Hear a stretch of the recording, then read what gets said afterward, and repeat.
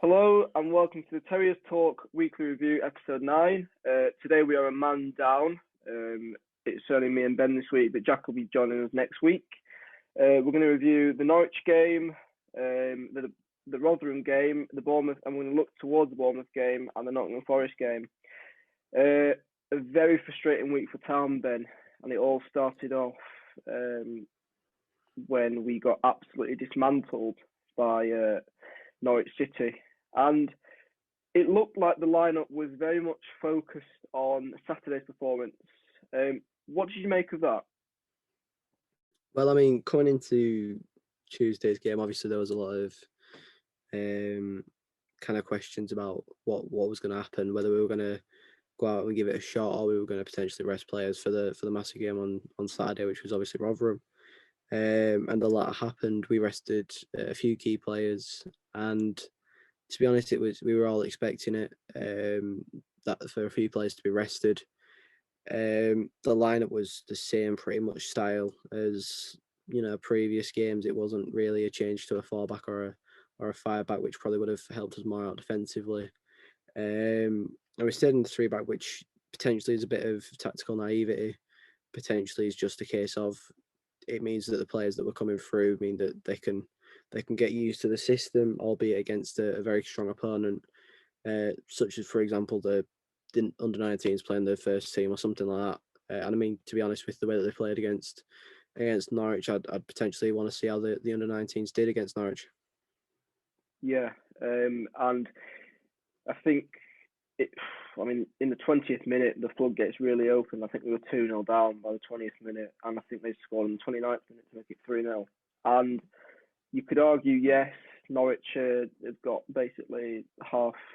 I mean, they've got 1 foot in the Premier League, haven't they? But yeah, I think they're already there, to be honest. Yeah, you think so. But I think we definitely over-respected Norwich because although you could say they're Premier League quality, we're still in the same league. And we're Huddersfield Town, they're Norwich City. There's a big disparity in the size of the clubs, but for us to come out and really just lie down and say, yeah, cut straight through us, that's not the attitude to have. And even though in hindsight we were looking towards a massive game on Saturday, which really didn't live up to expectation, and we'll touch on that later, it was really quite alarming to see how we just played to Norwich's strengths. I think we were very, very we were kind of startled by the press of Norwich, the really aggressive press, really fast-paced, aggressive football from Daniel Farke. But I just can't see why we went into that game with that mentality, because it was, although it is Norwich City, it was a big opportunity to prove to the fans, yeah, look, this is what we can do against basically Premier League opponents. And from then on, it was an onslaught. And I really don't want to go into too much detail because 7 goals, it kind of says it for itself. But would you agree with me when I say we look like a broken side, even when we were like 20 minutes in and 3-0 down? I mean, you said it perfectly. We respected Norwich, and yes, you do have to respect a side like Norwich. You have to respect every team in this division, but you've got to work off that respect. You've got to prove that there's a reason why you should be in that same league, because earlier in the season we played them at home and we lost 1-0 to a goal that really shouldn't have counted because of the concussion that Stearman got and the rules around head injuries, which have since changed. So obviously I'm not going back and going, yeah, no, we should have won that. Our entire season would be different. But we look so much worse this game, and there's not really much different from the sides. There's a few different players in there, but there's not any catastrophic differences. We've not lost a key player. Karlan Grant was still in the side. Well, he wasn't in the side, but he was there at the club. The money didn't really bring anybody in that I can really remember. Those Pippa brought in, but there was nobody really brought in that will change that side from the 1-0 that will obviously go, you know what, yeah, that's a player that will turn around our season.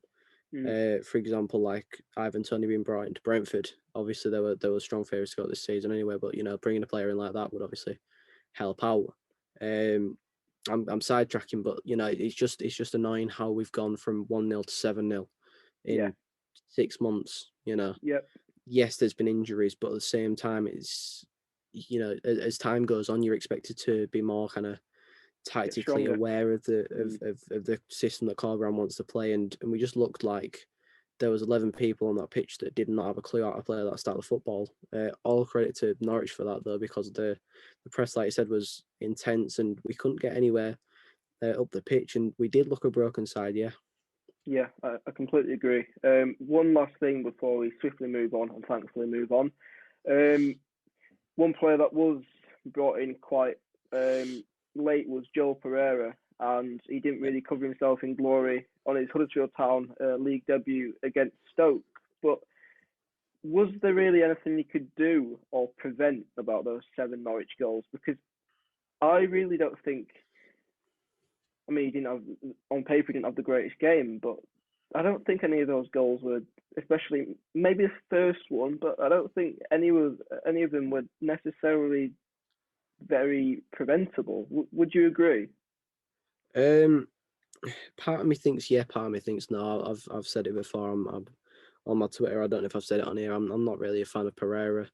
I think he's not a good keeper at all. I think I saw a stat on Twitter of him after the Norwich game that said something like he's bringing in close to £1 million a year in wages. Yeah, £1 million. And that's the keeper that £1 million a year will get you. Which says it all. Like, I mean, I know he's on loan, but still, it's a major fee for somebody that isn't brilliant. And in all honesty, I think it kind of made me realise how good Schofield is at the same time. Yeah. Because I think at the same time, if Schofield was in net, he had an illness or something before the game, so didn't play, which is frustrating because I potentially wanted to see Luke Weiler. We haven't seen all season. He was free signing. We haven't seen him all season, which kind of makes me think, why have we brought him in? Yeah. It's annoying, but you live and you learn, and I don't know if we'll see Luke Weiler in a Town shirt this season, if ever, to be honest. But I think with Schofield in that, I think it's 3 or 4-0 max, because at the end of the day, Schofield is a brilliant keeper. We did miss him, and I mean that pretty much rounds off the Norwich game, and then we went on to Thursday or Friday's press conference, which it had some massive news in it. I'll start on returns. We've got Pippa, who I think he had a slight problem on Tuesday with the game against Norwich. I think it was his calf or something like that. There was the news about Alex Vallejo back in training after his injury, last week. And then we've got Rolando Aarons and Josh Cromer both in training fully. So potentially we might be able to see them in the coming weeks. But I'll let you cover this piece of news that we found out on Friday.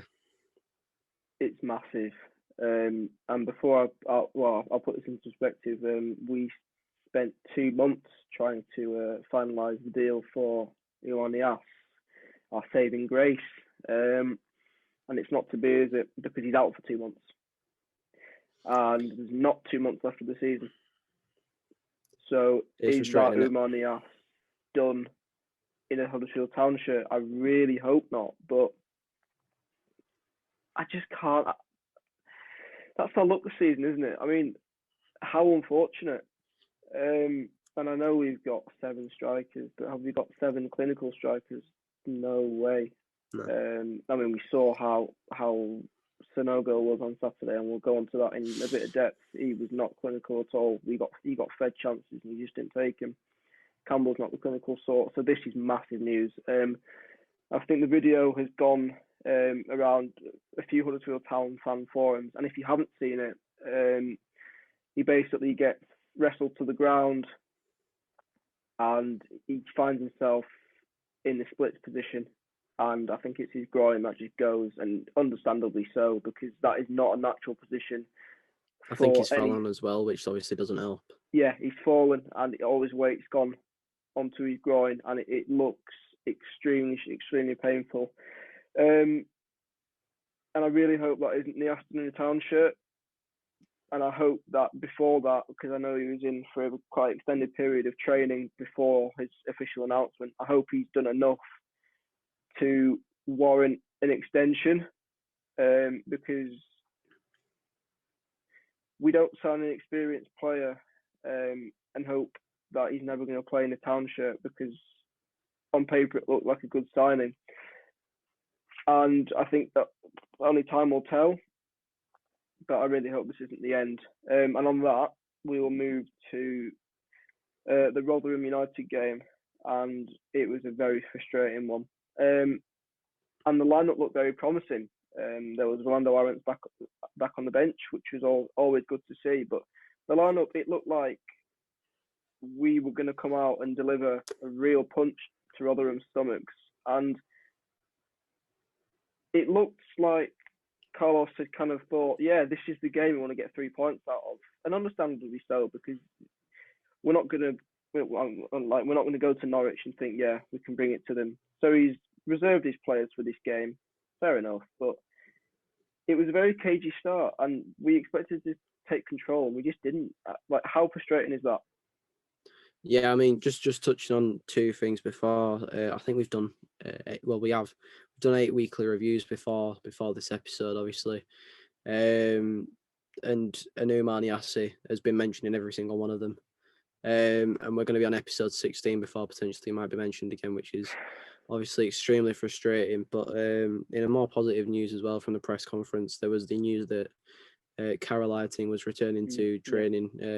There was videos on his Instagram stories of him back training at Canal Side, and he was mentioned that he had a few more individual sessions to get his fitness back up, but he looks all right apparently, according to Carlos, which is only positive news. And I mean, something that was mentioned in the press conference was that the side were going to go out and look to correct the mistakes from the Norwich game and from the opening 20 minutes. Like you said, it was just cagey. We were expecting to control them, to control the play, and to just control the ball, but it just didn't. It didn't happen. And it's a response that was needed. And was needed very vocally, and we needed to show what we could do on the pitch. And if I'm honest, if you'd have told me, yeah, we were going out in that game to get 3 points, I'd have laughed, because we just did not get our feet on the ground. There was a poll on Twitter, I think on the Friday as well, which I think it was something along the lines of, is it a must win, or is it a must not lose? And I think before the game I'd have said it's a must win, but after the game it had to be a must not lose, because Rotherham do look a strongish side. It was either Rotherham look a strong side, we looked all right, or Rotherham look a mess side and we looked shoddy, which is either side you can debate really, because Rotherham had countless chances. I don't want to say it again, but it was an onslaught. There was so many chances for Rotherham to score. There was one or two really for us, but it's an onslaught, and it's so frustrating that I hate saying it, but you know, a team that is lowering us in the division and looks like they're one of the favourites to go down looks so much stronger than us. They did. Yeah. We were in the Premier League 2 seasons ago, you know, and Rotherham were League One. Yeah. If I'm correct, if they weren't Championship or a low end Championship, getting relegated into League One, and we got absolutely dominated by them, and it's so frustrating that, you know, they had the 2 massive chances. I mean, I'll go on to the first one now. There was I think it was a ball in behind, and Ramani had been screening, who I'm a massive fan of. He just got caught napping. I can't remember who it was that got in behind him, but he's followed him back, and Matt Crooks, I believe it is, should really, really score, and he hits the post. Correct me if I'm wrong. And he's so lucky that he's not scored there, because they deserved the goal. I mean, there was another chance like that, Jay, wasn't there? Yeah, I mean, I think Rotherham missed 2 open goals, and they definitely should have left the Johnson Stadium with all 3 points. They hit the bar from a free kick, and I think if they were a bit more clinical, they would have easily got the points, and they deserved the 3 points because we were woeful in the situation, in the context. We were absolutely woeful. It looked like we were clinging on for a draw, not needing, and it was one of those situations where we looked like we wanted the point, where we needed the 3 points. We had no sense of urgency. We weren't clinical, and I think the embodiment of the lack of clinical threat was Yaya Sanogo. He got fed so many chances, and he either found himself on his backside on the floor or scuffed it. I think he had one clear shot on target. That's really worrying, to be honest, because I think Campbell and Sanogo, they were supposed to work off each other, but they're dropping back and they're both doing the same job, which is holding up the ball, when really you should have Campbell dropping back and letting Sanogo through, or vice versa. But it's not working. Do you think that is going to be altered, or do you think that's just a common fact and it's not going to change? Because it's really worrying at this point.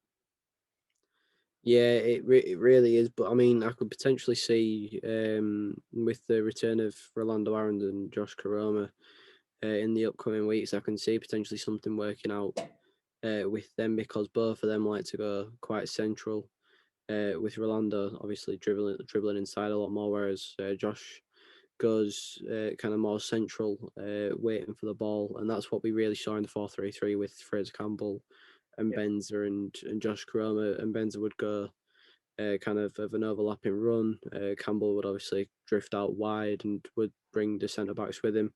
And Josh Cromer just would be in the centre, and that's where the majority of our goals came from before December. And a player that I mean, I must say was absolutely brilliant on Saturday was Lewis Wing of Rotherham. He was the player that seemed to orchestrate things, and I know he's on loan from Middlesbrough. I'm not sure obviously the situation with Middlesbrough and his contract situation, but if we lose players like Bakuna or Lewis O'Brien, then I think it could be definitely a player that comes in potentially. Yeah, and I've written here that Richie Keel was our most clinical player, and that says something. I think the first change, Pippa came off. I think he was injured, and that's a slight Yeah, it was his concern. calf game on it. I think they mentioned on Calf. BBC Radio Leeds. Yeah, that's quite concerning. And then we had the arrival of Sorba Thomas, with around 50 minutes gone. I'm not sure if I'm correct, but he looked sharp, but he also had zero end product. He's a young lad. He's made a huge step up from non-league. But do you really think he's ready, or do you think he needs a lot more time to kind of nurture and adapt? Because I've seen on social media that he's quite vocal about his playing time at Huddersfield Town, and let's just say he's not best impressed. I won't get into that conversation because I don't want to kind of stir the pot. But going back to my original question, it was promising, but do you think he's ready? Quite frankly, no, not yet. I think it's going to be kind of the same situation with Danny Grant. When he signed for the club made it mention to him that he wasn't really going to be a first team player, and there was no real pressure on him until the summer. And he's coming to the side, and I don't want to compare him to players, but he reminds me of Diakabi. Very quick on the ball. The touch is all right at times. But there's just no end product at the end of it. Yes, he had a shot against Rotherham, and he might have put it across the box for somebody.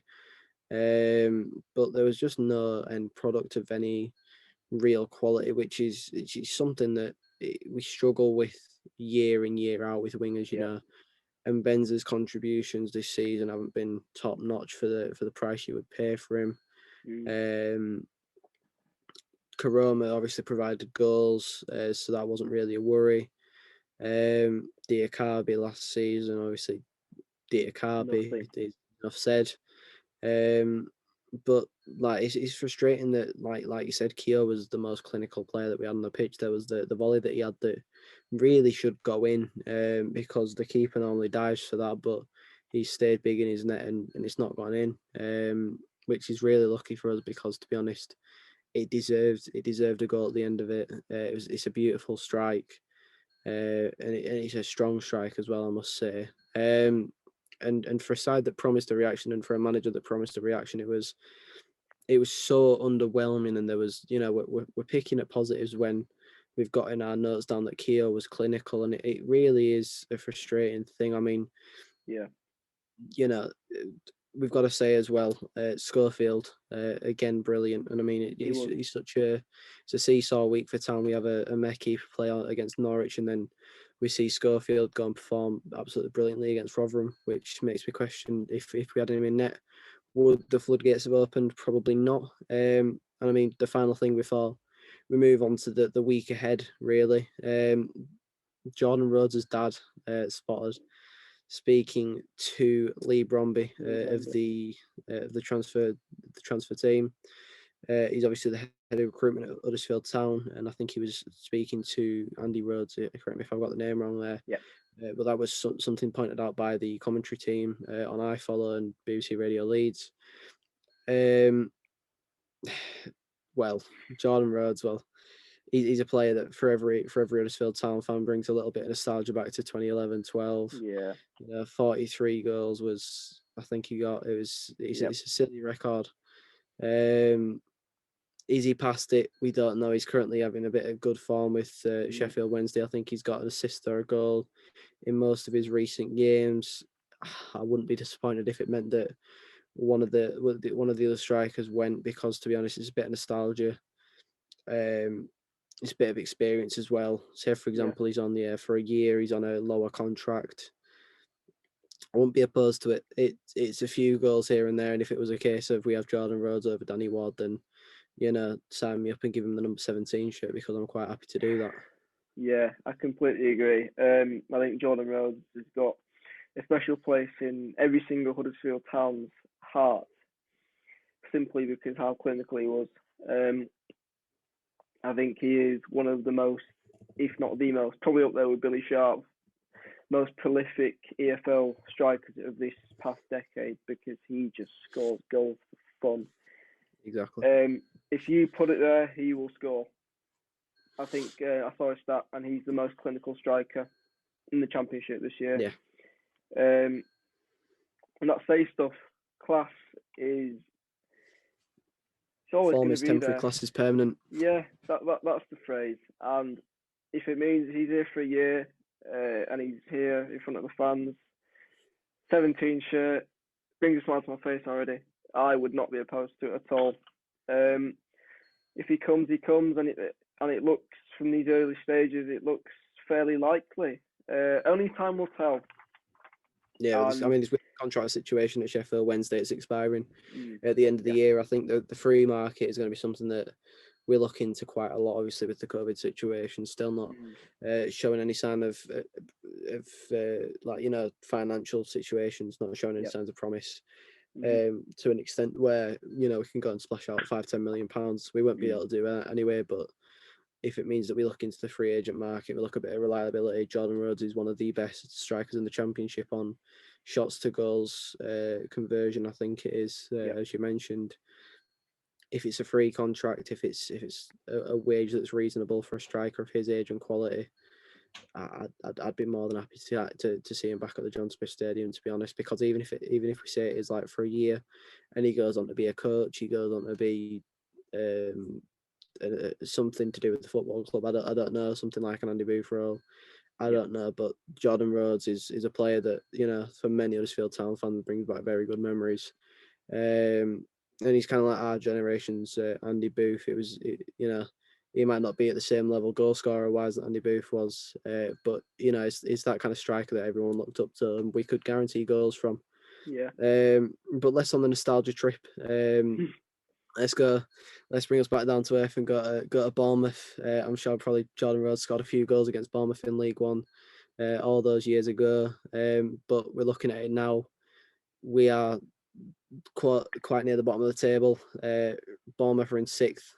How are you feeling about it, Jay? I'm not feeling good about it.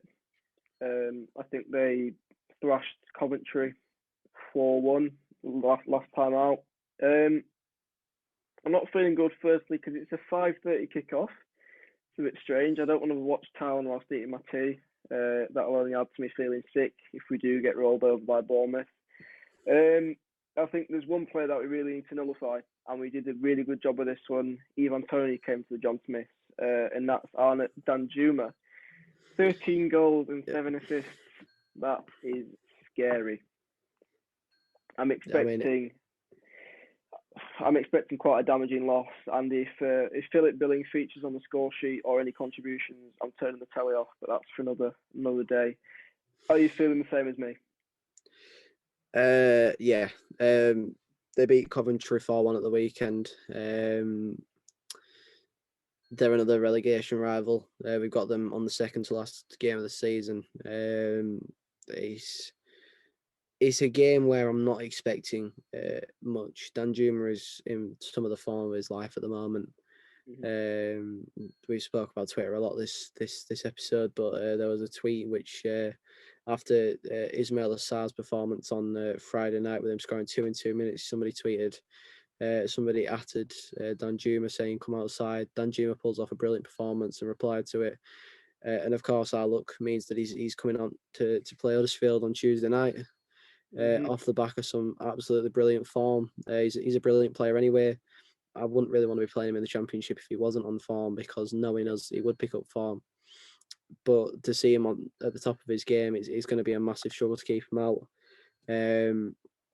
So I'm expecting a loss. I don't want to say it. I'm not looking forward to the game, but it's a game where we kind of need to mild. We need to kind of limit damage throughout the game, because we can't go through and concede in 8 minutes to Danjuma, because that will cause major issues. Of the last game against Bournemouth, I think it was 5 at full time. So by that logic, if Norwich was 7 away from home, we lost 1-0 at home, then it means that we potentially might not lose to 5. But I'm really not looking forward to the game on Tuesday. Yep. You're speaking for myself as well. All I really will be satisfied with is a point from these next 2 games, because Forest and Bournemouth are not easy sides to face. I think Forest is our best bet, and we'll move on to that. I think it's Saturday the 17th, and we're not sure what time at the moment because of Prince Philip's funeral. Very sad. Hopefully we can cheer some Town fans up and get some 3 points. Last time out, they drew 0-0 at Bristol. They're a big threat, but they also like to distribute their goal scorers. I just did some research, and they've got 9 players on 1 or more goals this season, which is a lot. I think their top scorer is on 6 goals, which is not that many in a side where, well, compared to Brentford, you've got Toney on 29 goals. I think the players need to show up. They 100% need to show up. I think 3 points will pretty much nail on our survival. And it's a tough one because obviously with the 1-0 victory over Forest earlier in the season, we can kind of think, we've beaten these, so why not do it again? But we know what we're like. I think our momentum is going to take us into a place, and our mentality, if we do lose midweek, coming off the back of a 7-0, a 0-0, and potentially a loss at Bournemouth going into Saturday's game, is going to be big, and it's going to take a huge reaction. That might come in the form of a new formation, maybe new players with Aarons and potentially Koroma, he said, in the next few weeks. So fingers crossed he makes that progression. But I'm just thinking, this is the game we really need to grasp hold of. He's feeling a bit optimistic, a bit more optimistic than Bournemouth. Yeah, I mean, I think we could play most teams outside the top 6 and feel more optimistic at the moment. Yeah. But I'm still not feeling confident about it, which is really disappointing to me. It's a game that we can't afford to lie down in either game, but especially against Forest, a team that haven't been as good as they should be this season. They've looked impressive at times under Chris Hughton. They've got Glenn Murray back in the squad, so hopefully we don't concede another few to Glenn Murray, because he's got a somewhat good record against us. He seems to be a bogey player against us. I want to say that I expect more out of it, but if we perform how we did against Rotherham, I feel like this is going to be another very, very long week for Huddersfield Town.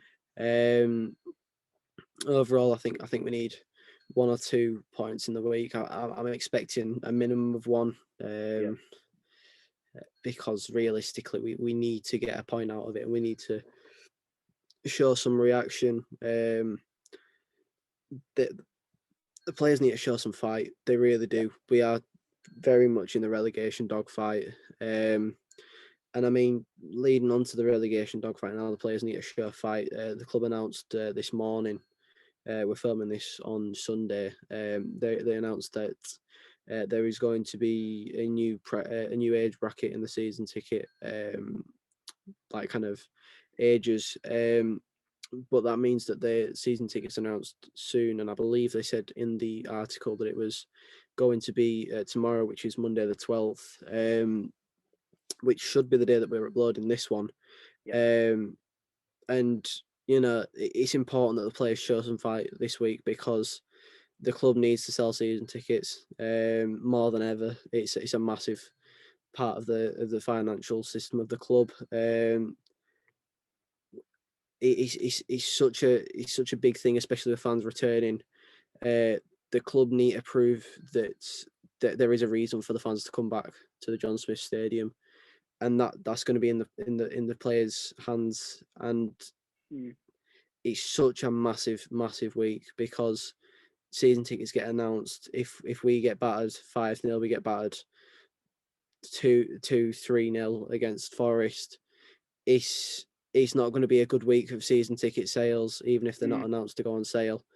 This week has to show that players are looking up for the fight, and that they are going to be ready to keep us in the Championship, and that you can go to the John Smith Stadium for a Championship game next season rather than League One.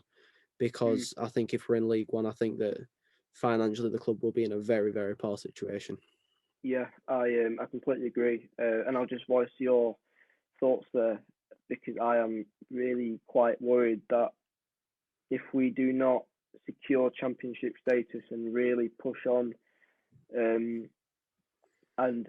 not healthily invest, but cleverly invest, I'm worried that we will see a very, very sharp decline of season tickets. I've already seen many people contemplating whether they want to even renew, which is very sad from a fan's point of view. But it's fair, because obviously with this COVID situation, it's unprecedented times. People don't have the funds to really spend these extra maybe £200-300, and if we are going to spend it, it's our hard-earned money, and we want it to go towards a good cause. And right now, it's fair to say Huddersfield Town is a very shaky cause, and let's just hope we can pull our socks up this week. And I'm really looking forward to talking about these series of games next week, because no matter what happens, it's a big week for the club. On that, I think that wraps up episode 9 of the Terriers Talk Weekly Review. We really enjoyed filming this. Jack will be back next week. We really, really thank you for your ongoing support.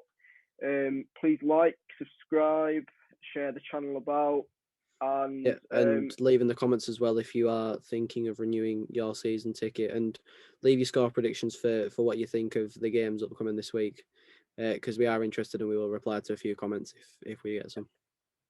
Thank you, Town fans, and we'll see you next week. Take care.